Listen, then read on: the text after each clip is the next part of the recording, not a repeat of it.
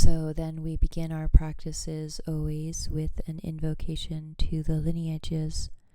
So here then we are calling upon all of the great awakened ones who have been a part of passing this lineage down to us here now. And then also this very beginning of our practice, this very first step here on the path, then ultimately we're stepping into our highest self right from the beginning. So this path, then we take this way of going right to our highest nature of being, and that's where we begin. So here then, invocation to the lineage, calling upon awakened mind, we're also recognizing the inherent existence and nature of that within ourselves and within every sentient being. So every being has this inherent nature of awakened being. And the only reason why we're different from the awakened ones is we're not recognizing that. So the reason why is because through our actions and past karma and things like this, then we've covered over that nature of our being. We say it's like a crystal that's covered in mud. The crystal always has the ability to refract light into all the colors of the rainbow. But if the crystal is covered with mud, then it can't refract the light. So we all have this inherent nature internally. So then the process of the path then is cleansing the mud or the cover and revealing this inherent nature that's within us. And then also always remembering that this nature is in all beings. So then we try to recognize that nature within others. And the more we can recognize that in others, then we're also increasing that recognition of ourself. There's this really wonderful story. This monk goes to see his teacher, and he says, "Teacher, whenever I see you, I see a pig." And the teacher says, "Oh, that's funny. Whenever I see you, I see a Buddha." And he said, "Pig's eye sees pig. Buddha's eye sees Buddha." So the more we can recognize that within others, then the more we can develop that within ourselves. And the more we can develop that in ourselves, and then the more we can recognize that within others. So it sets up this very positive cycle, like snowball effect for awakening and spiritual development. So then this beginning here, our prayer of invocation, then these are the things that we keep in mind. And then we can carry this on into our daily lives as much as we can hold these practices with us all the time. Obviously, we can't hold them all simultaneously all the time, but we can kind of direct our mind into these thoughts that are spiritually, that are developing our spiritual awakening. So we can continue to return ourselves back to these types of thoughts in our daily practice, in our day. And so not just once a day or once a week, even if we can try to remember this always constantly trying to recall this. So whatever it is that you can take away here, then you can just try to imbue this into your view of life. So then on another level, then we visualize that the sky above us is full of this vast, we say, oceanic gathering of awakened beings. And so then we recognize that there isn't really a sky full of awakened beings. But on some level, we can say that that is so. But ultimately, it's our mind that's creating that, and our mind creates that, and so it is. And then in the past, then of course, there were many, many beings who have attained these levels of realization. So then, in a sense, we can call upon that energy. Those beings in their path, then they dedicated the energy of, like how we dedicate the energy of our practice to the awakening of all beings. Then in the path of all those ones who attained realization, then they also dedicated all of their energy toward the awakening of beings. So then we can call upon that source energy of wisdom and compassion, and merge our heart mind with the heart mind of all the awakened beings. And so then create this direction for us, this compass, this way for us to go. So we're beginning on our path in this way. So then we are visualizing and calling upon this exterior beings, but nothing really is exterior. It really is a reflection of yourself. So then just kind of keeping like this in mind. And so then again, visualize that the sky above you reveals this vast oceanic gathering of awakened ones. And we sing the prayer of invocation, and then you meditate and think in this way.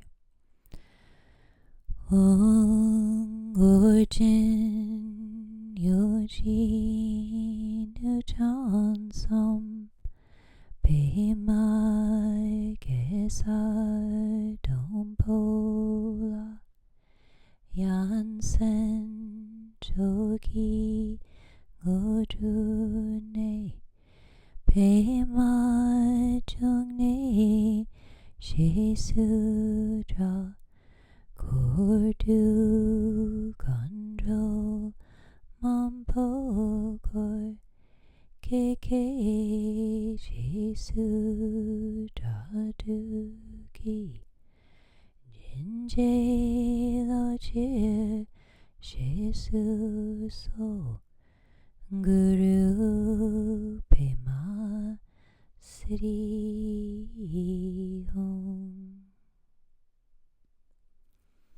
So then we maintain that visualization in our practice as much as we can, and just kind of have that awareness of this assembly of awakened beings above the crown of your head. And so then this really has many different levels, but when we do this, then it creates this positive kind of direction for us to head towards. So then the next stage in the development of our practice, then we always begin our practices with establishing and re-establishing our intention or our motivation. And so then this again is very significant, these steps. Why is this at the very beginning of our practice? It's very important. It's foundation. So our intention, motivation then here in these practices, then all of this is based on compassion for all beings. And we try to encompass all sentient beings. We don't reject certain ones and accept certain ones. In our normal experience, that's how we are. Like, there's some who we hold close and some who we reject. So in this stage, then we begin to develop that type of compassion that's equal and encompassing all beings. So then we are taking all beings on the path with us. And whether we think of it or not, we are anyway, because all beings, all things are interdependent and interconnected. So even if we don't think of it, even if we don't contemplate it, we are benefiting all beings by our own practice. But if we think of it and we develop that as an aspect of our practice, it's very powerful. And it's funny because in a way it's a selfless intention, but this selfless intention is what supports our development more fully, stronger. So then this is our motivation to bring all beings with us on this path to awakening. And then we establish this goal of enlightenment, of revealing that crystal nature, that awakened mind that's inherent within us. So we set that as our goal. So these beginning stages, then it's pointing us in the right direction. It's directing our mind stream and our effort and intention toward awakening, bringing this deep and vast level of compassion into this practice with us. So then looking out into the world and all of existence, then we witness these vast experiences that beings undergo of suffering. And we don't have to look very far to see this all around us. I mean, just eating food. If you're a meat eater, then beings die. And even if you're a vegetarian, beings die. So that's just like one small example of how much suffering is in the world. So then we can, it's not hard to find vast pools of suffering in that are interwoven, permeate into all of existence. So then we witness that all the time.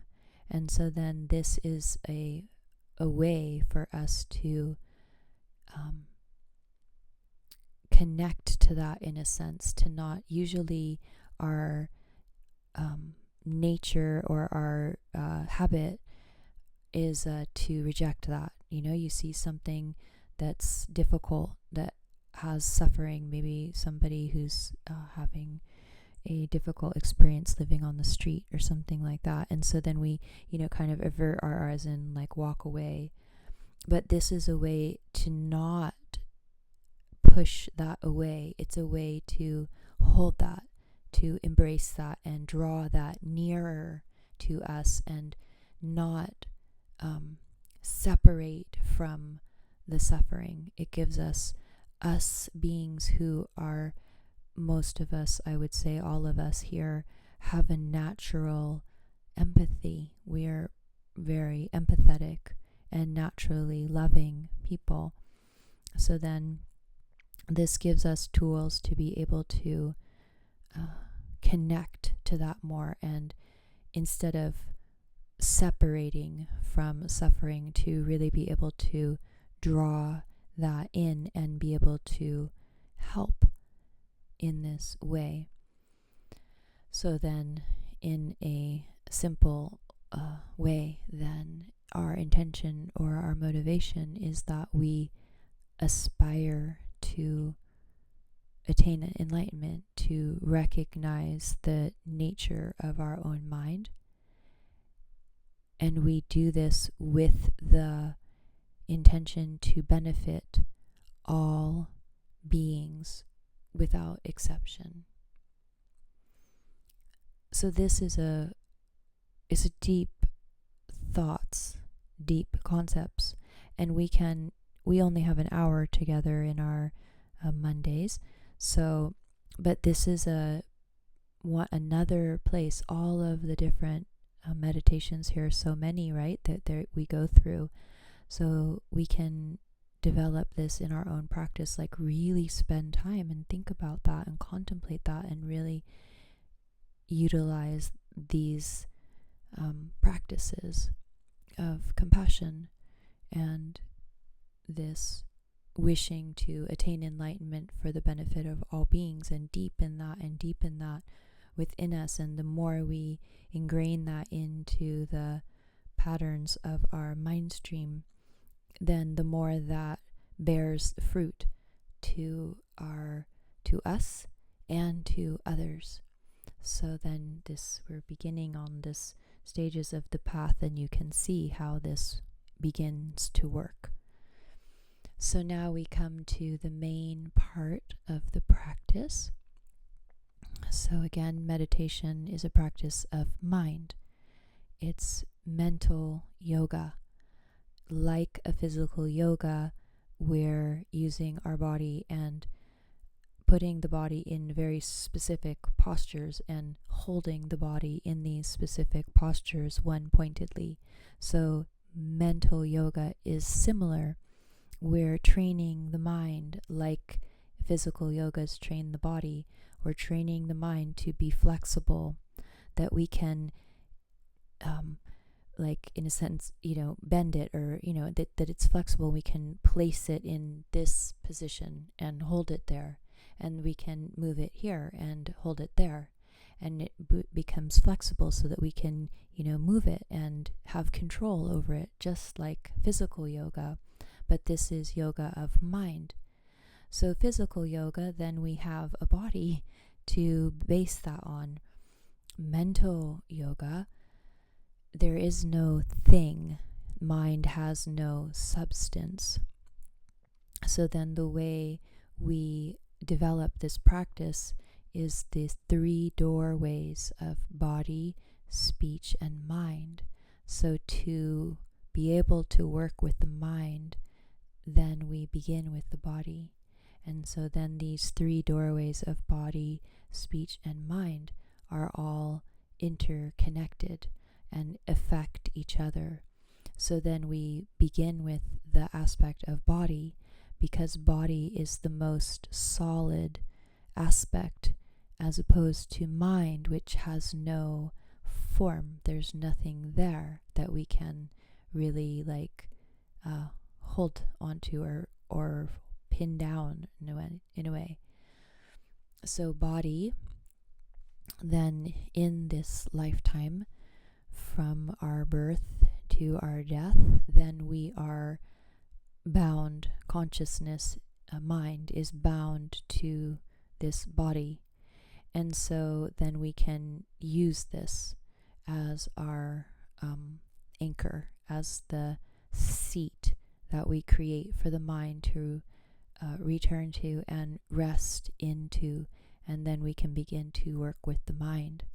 So the way this is done then is through this posture of the body, is called the 7-point posture of Vairochana.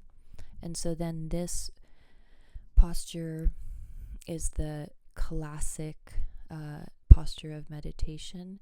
Legs are in the full lotus posture, and if you can't do that, then you half lotus or cross-legged, or you can sit on the edge of a cushion or a chair. And really the main point is to straighten your spine. So legs in full lotus or variation, and then hands rest palm downwards on your knees or in what's called the mudra of meditative equipoise, where one palm is turned up in your lap and then the other palm is turned up on top of that other palm.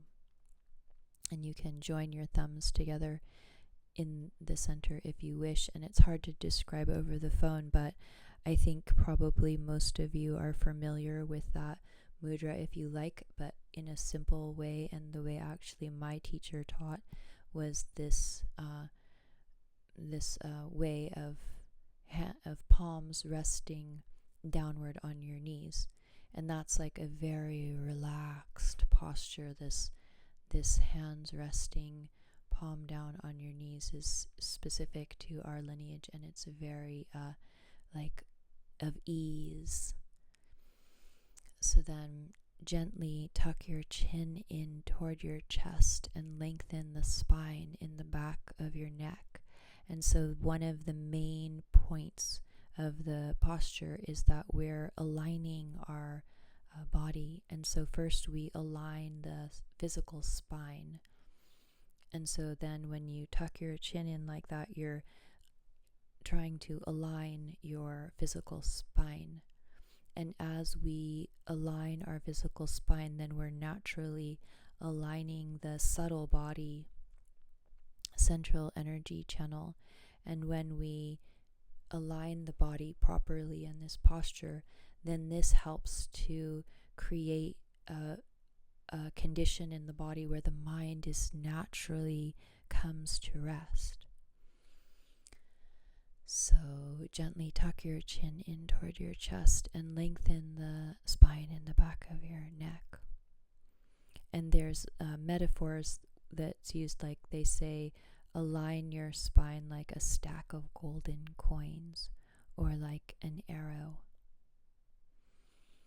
So then tip of your tongue rests gently where your upper teeth and palate join. And so again, then this creates a special energy, subtle body energy circuit. And this helps to rest the mind. All of these are techniques that begin to rest the mind. And as we progress here, then you'll start to have the experience of mind at rest. So tip of the tongue rests gently where the upper teeth and palate join. Relax your jaw and allow your lips to part slightly. Relax your shoulders. And then in these practices, we meditate with our eyes open, and the way you find the proper gaze is gently close your eyes and then just open them very slightly and look down toward the tip of your nose. And then if you outstretch your arm in there, like looking down toward the tip of your nose, if you outstretch your arm about where your hand would be, then you rest the gaze into space. And another way that's helpful is you look in. So your gaze is focused outward, but if you're looking back or looking in, sometimes that's helpful. So resting the gaze in this one-pointed manner is very, very helpful with resting the mind. We are very visual beings, and so when we see things, we think, we see something and we name it. That's, there's many things that talk about all of this, but basically you see something and then the concepts start from there, and you can see something, anything, and it can take you on a whole journey of going who knows where, into the past or the future, or who knows, so many things, just by something you see. So it's this stimulation to the senses that creates these thoughts. So when we rest the gaze in this one pointed way, then it's really, really powerful technique for bringing the mind back to still point. And then by resting the gaze into this space, space is an element. This fifth element is space. And space is the ground from which all things arise. So thoughts all arise and resolve back into space. So everything is space. Even science has come to say that it's all space. But that's another level. But then just resting the mind one pointedly into space. So holding the gaze in this way, but it needs to be gentle. If there's any kind of like pinning down or nailing down or like holding tight and anything like that, don't do that. That's not good for meditation. It has to be relaxed and open, spacious. So then just gently rest your gaze here in this way and try to remember to keep coming back to that. When your mind wanders, then check your gaze. Mind and gaze very interconnected. So then this is the outer points of the posture. And then on the inner level, we're aligning this subtle body energy. So there's a central energy channel that runs through the very center of your body, like your spine, but your spine runs on your back. And the central energy channel runs through the very center of your body. And it actually runs from 4 finger widths below your navel. If you hold your hand like horizontally, so that your fingers are 4 finger widths, and you measure from your belly button down, that's the end of the central energy channel. So 4 finger widths below the navel and to your crown chakra. So then visualize this central energy channel running through the center of your body. And so then this visualization, we begin to visualize the body in its luminous light form. So much of our attachment and our mental thoughts and all of the many things that we are engaged in during the day, most of those, if you break it down, have some connection to our body. Our body is our most precious possession. And so we do a lot of things to take care of this body. We're very protective of our body, and we're very selfish about it too. Like, our body comes first. And this is natural. This is how it is. If like somebody asks you to give them, $20, it's like, okay, here's $20. That might be difficult, but you could do it. But if somebody says, give me your body, well, that's not possible. It's our root possession is our body. Without it, we don't have this life. So anyway, then most all of what we're doing in our life is all about this body. And so if we begin here in meditation to experience and visualize, it's kind of like a fake it till you make it kind of a thing. Like, you visualize the body as light, and you experience the body as energetic and subtle energy, light body. And so then this starts to break down this holding that we have, this attachment that we have mentally to this body as our self. it's a very strong concept that we hold. This body is me. And so beginning here, then we start by visualizing the central energy channel, and it's a channel of light. It's energetic.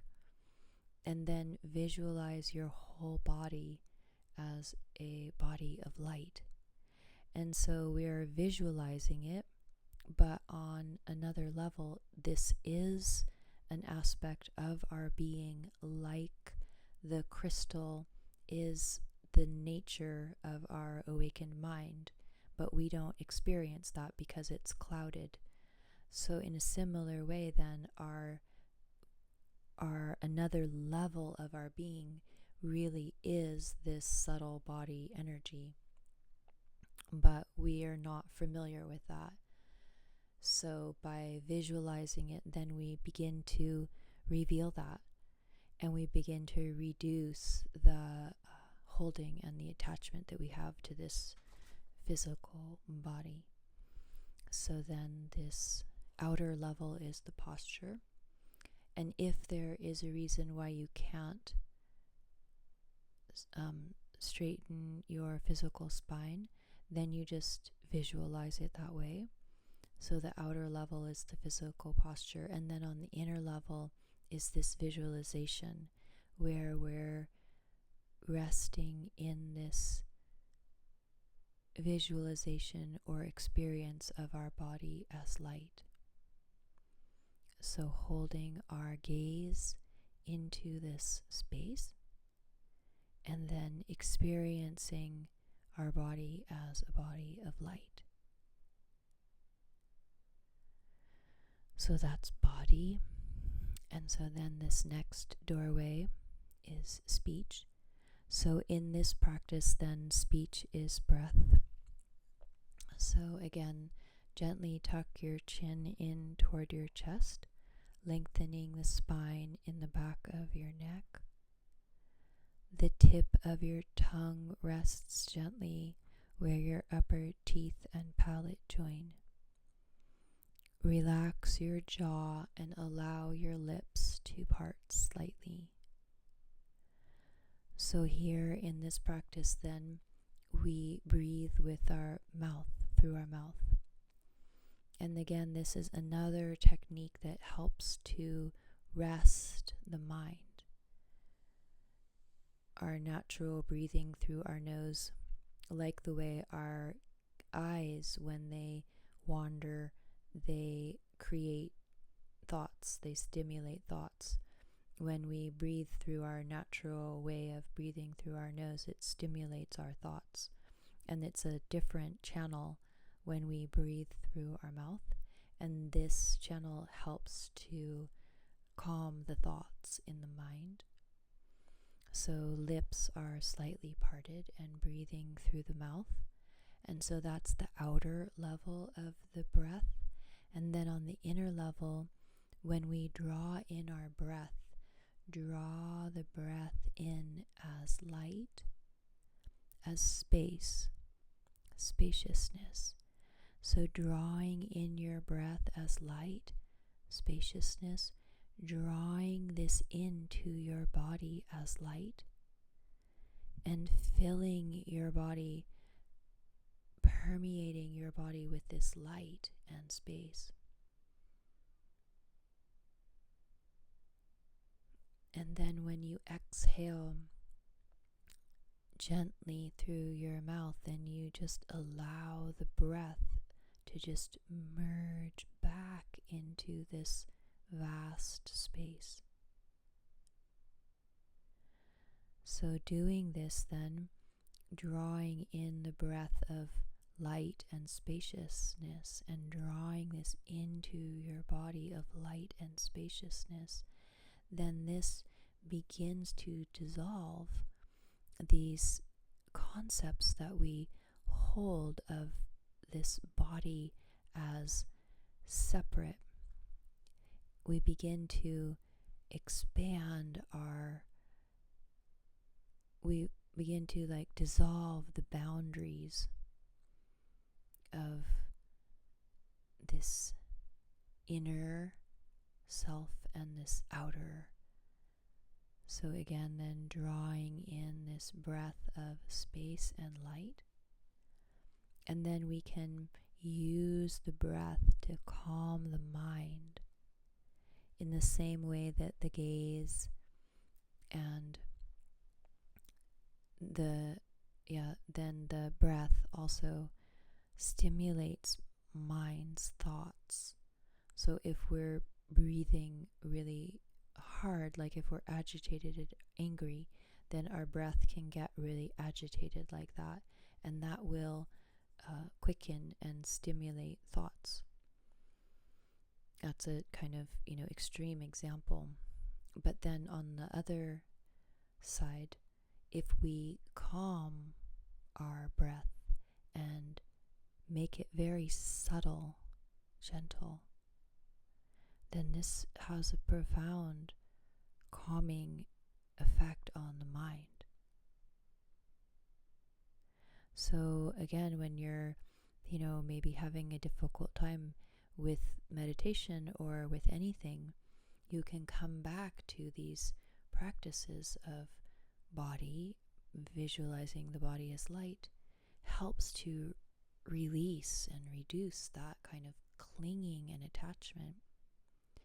And you can hold the gaze into space and let the mind settle. Or you can go to the breath. So all of these points then have many different levels that they're working at. And so then as you begin to learn these things, then you can use them as tools and pieces to apply to your different situations in your daily life, your experience of your mind and what you're trying to do. So when you slow and calm the breath to its most subtle way, then this helps to calm the mind. So again, then draw in a breath, drawing this in the form of light and spaciousness, and filling your body fully, clearing and cleansing out any dark areas, filling that with light and space. You can even draw in the life force energy of the entire universe in this breath of light, filling your body with this light, spaciousness, life force energy. And really, like any dark places, you can cleanse that. And as you exhale, just allow any old stagnant energy just to dissolve, resolve, merge back into space from which it came.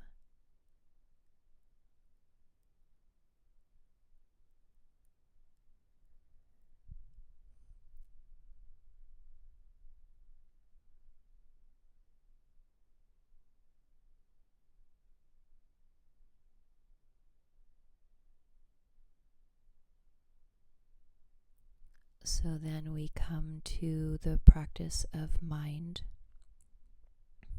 So then all of these setting up these proper conditions, now we've come to this place where we've already begun to calm. We've already kind of got a handle on this. Our mind is in a different state than when we began. So here now we come to work with the mind, and we actually can now. We've kind of cleared away those outer layers. So here then, again, reestablish your posture and visualize the central energy channel running through the center of your body. And in the very center of your central channel is the heart center.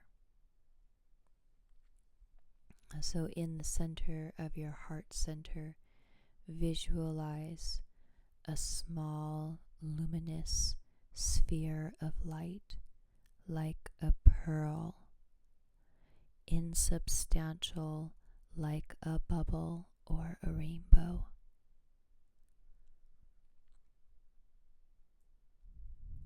So now we're drawing our attention one pointedly to rest on this light in our heart. And this is such a easy focus for the mind. This heart center is the center of our compassion, the center of our being. So it's easy to rest our mind here. It's easy to remember. It's easy to come back to. And as we focus our mind here, by drawing our attention into our heart center and visualizing this light, we're focusing attention there. And wherever we place our attention, wherever we focus our attention like a magnifying glass, we're growing the energy there. So just by holding our mind, focusing on this light in our heart, all of the places where your mind could be focusing, and all of the places where your mind could just be wandering without any focus, here then we're bringing it back to this one pointedness into the center of our heart. And by holding that there, then we increase, magnify that energy there. So we're strengthening that. And you can experience, I think, how mind, then it all comes together. Mind and body, speech, all working together naturally. This is the natural state of mind where it's focused and present, resting, not jumping around and all of that crazy stuff that makes us not comfortable. So again, coming back to this light in the center of your heart and just gently holding your attention there, using the practices of body and speech to maintain that subtly, gently, all coming into this still point, relaxing and enjoying the bliss and the warmth of that resting, that opening.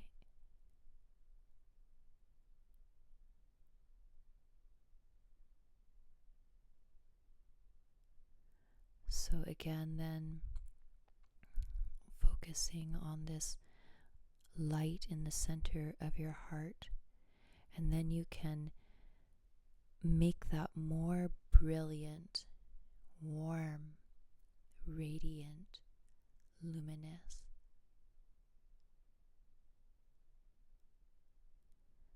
And then if mind wanders, then bringing it back, checking your breath, checking your gaze, your posture, drawing the mind back to your focus of your meditation, and not like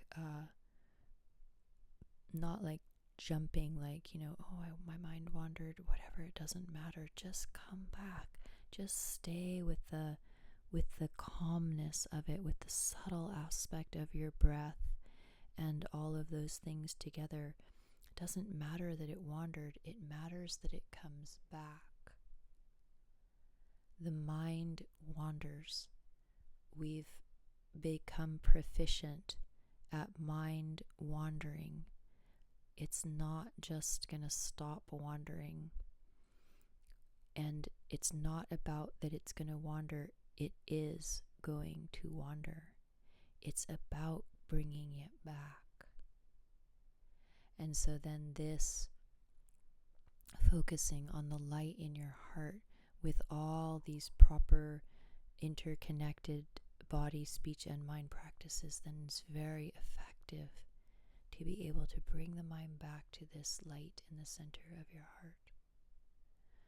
So from this light in the center of your heart, then shine light out to all the sources of awakened beings, wisdom and compassion, blessing of this lineage and all great spiritually awakened beings.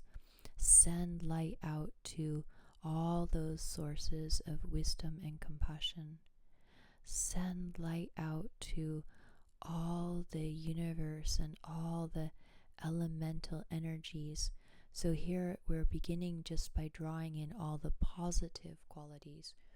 We're reaching out to connect to all the positive qualities of spiritual and physical. The physical is this, elemental energies of the universe, life force energy, drawing this back in the form of light or nectar, this blessing of wisdom in the form of light or nectar, drawing this in through the center of your heart, expanding through the central energy channel, through the chakras in your bodies, then in the crown and the throat, the heart and the solar plexus, root chakra, overflowing through all of those subtle body energy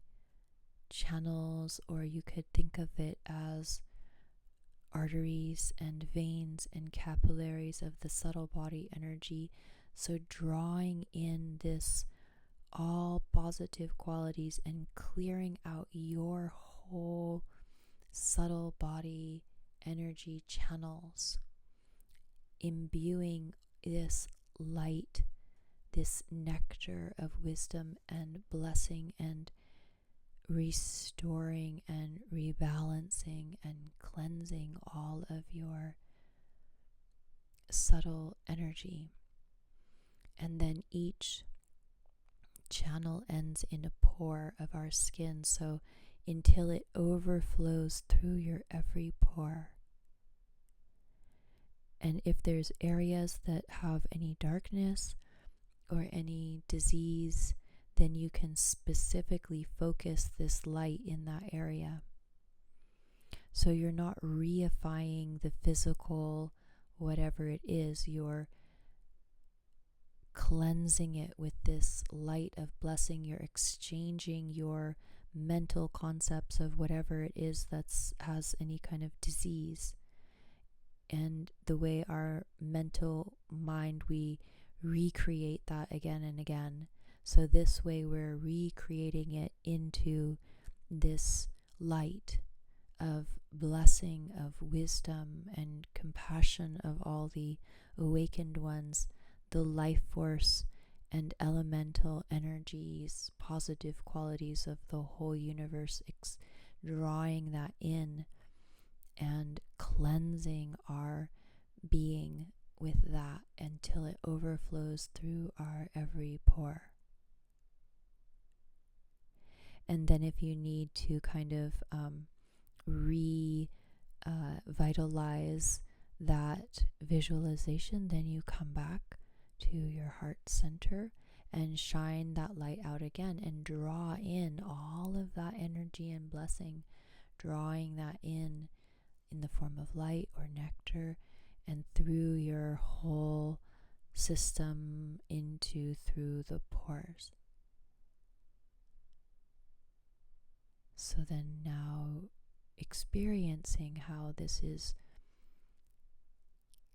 reducing this self-clinging, this habits we have of all the self-clinging, and cleansing that into this expansive experience of our mind. So now we've brought ourselves back to this very present and relaxed and cleansed and blessed, all of these things. This is focus of our meditation in this way. Now we've come to this type of exalted or higher, in a way, level of our own capacity. We're cleansing the crystal here. So then now we're in a very proper state to pray for others. So then for ourselves, then it's really nice, right? We come to this place ourselves. But if all beings are still suffering, then how can we just rest in this, blissful, warm, radiant, blessing, light, all of those beautiful things, without bringing all beings with us? We're all the same. So here then we've brought ourselves to this place. So now we come back to the light in our heart, and now shine light out to all the beings in the world, in the universe, imbuing into them this light of wisdom and compassion, blessing, this as nectar, if you like, imbuing that out into the world. And you can expand this in a vast way, just like a blanket, just a vast, open, infinite, as vast as your mind can encompass all beings, all human beings, all animal beings, many, many, many animal beings, animals that walk on the earth, that are in the earth, that are in the sky, in the water, all those, so many beings. And then in the tradition we say there's also other realms of beings that, in a similar way as human is so small compared to the vast numbers of animal beings, so it's said that other realms of beings are equally as vast or as the way humans to animals. So anyway, the idea is that there's many, many, many, many, many, many beings. So as much as you can expand your mind to encompass in this vast way, you can also imbue the blessing in the form of light into specific places. So if it's friends or family who have a disease or any kind of problem, then you can focus your energy on this person who you have a strong connection to. And so a lot of it is our connection. So if you have a very strong connection to another person, then your prayers and your meditation are more potent to benefit them because you're closer. Or anyone who you have any type of difficult connection with, then you can imbue that being with this love and compassion and wishing for their happiness and for their reducing of suffering, recognizing this equal way, equal nature of all things, and that those who are negative, then their suffering is greater. Those who are more connected, closer to their aspect of their loving, kind nature, then those beings are happier. And the ones who are more angry and farther away from that nature of their loving, positive self, they're suffering more.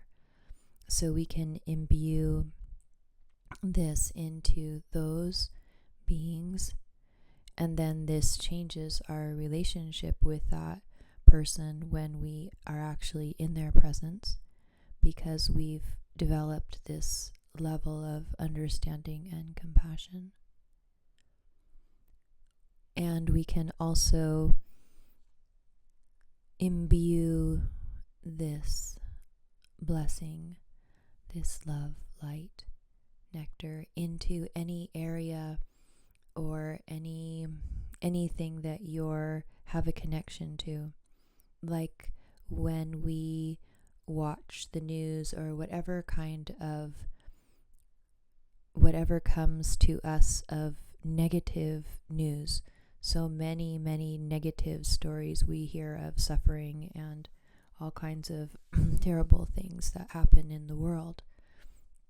And in the way of like that, if someone's walking down the street and there's some person who's homeless maybe and having a very difficult experience, and so then walking by and kind of like hiding from that person, not looking at them.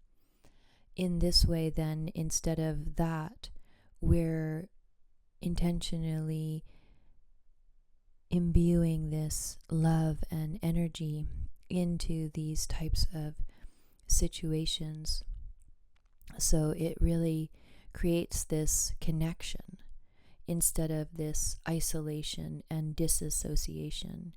It creates a connection and a way for us to benefit, so that when we experience or witness suffering in the world of others, instead of drawing back from that and becoming more isolated and more hopeless and helpless, it gives us a method to engage and to imbue with loving kindness.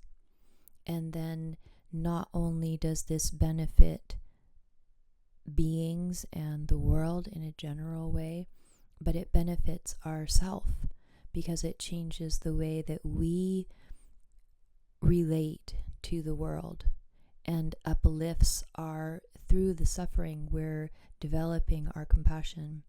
So instead of being dragged down by it, we're actually able to help spiritually and mentally.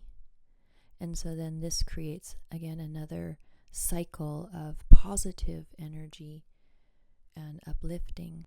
And then just continue to develop your drawing in the positive energies, fortifying, restoring all again and again. So then at the end of the practice, then all of this visualization, the entire universe and all of its contents that you've created in your mind, all begins to melt into light, and all absorbs back into you, your body, as light. All the wisdom beings in the sky absorb into you, your body, as light, and rest your mind solely on the experience of your body as light.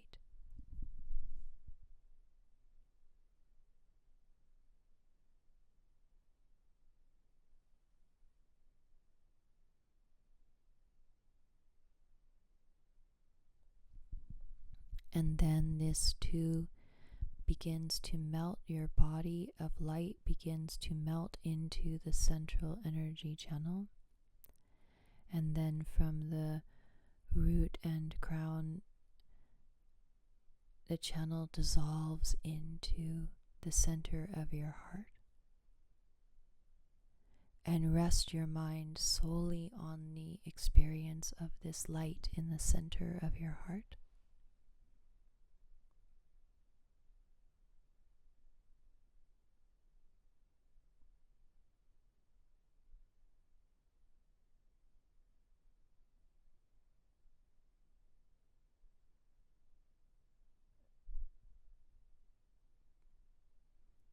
And then this too melts and merges back into space and allow your mind to just rest in this natural space.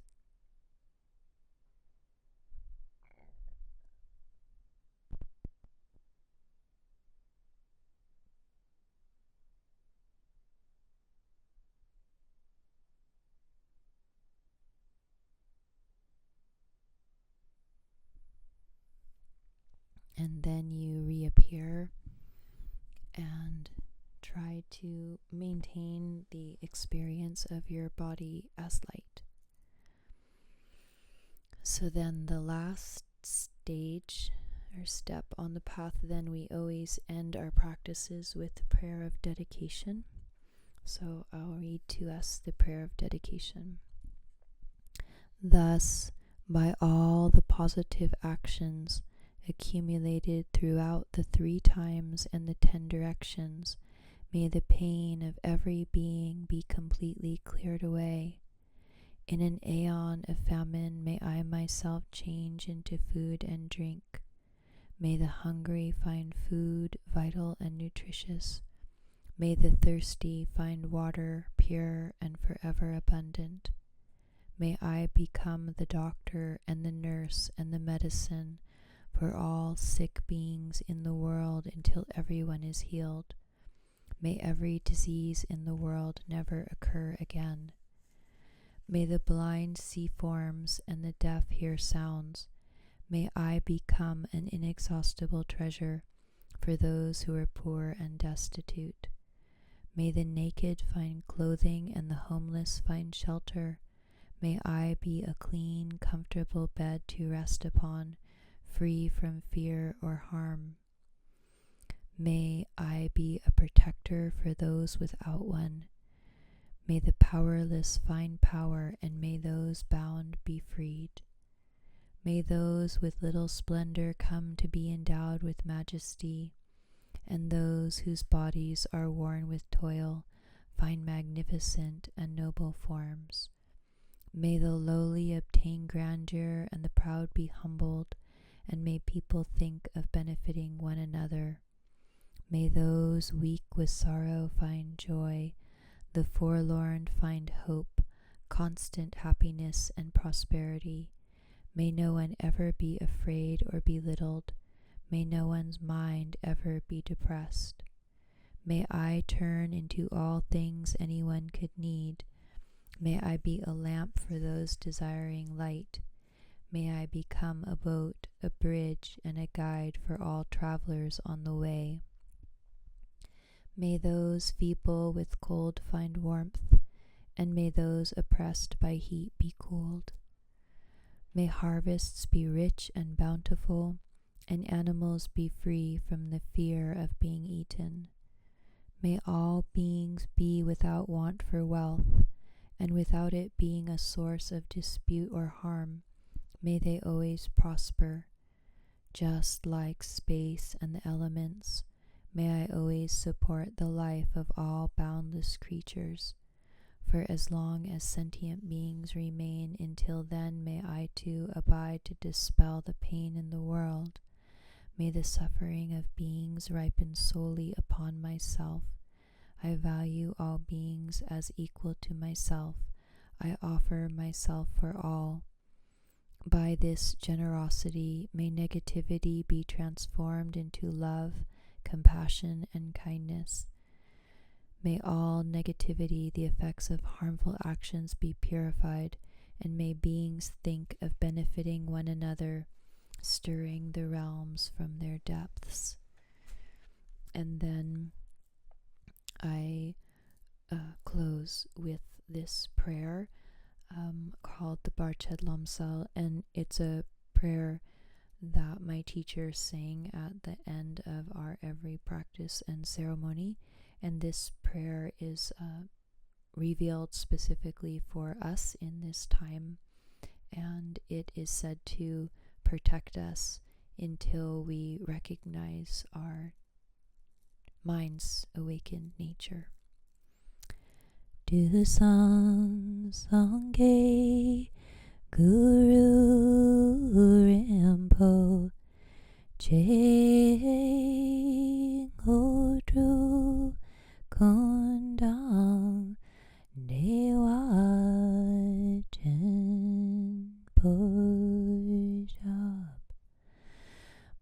Bache kunsel du trapo sa soa depso jinje la tu so jinan soe bache chewa dan sampa unge drupar jintelo omea on bensra guru pema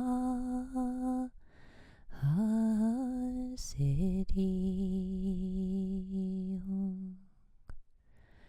Om Ahum Benza Guru Pema Sri Om Ahum Benza Guru Pema Sri Om Om Ahum Benza Guru Pema Sri Om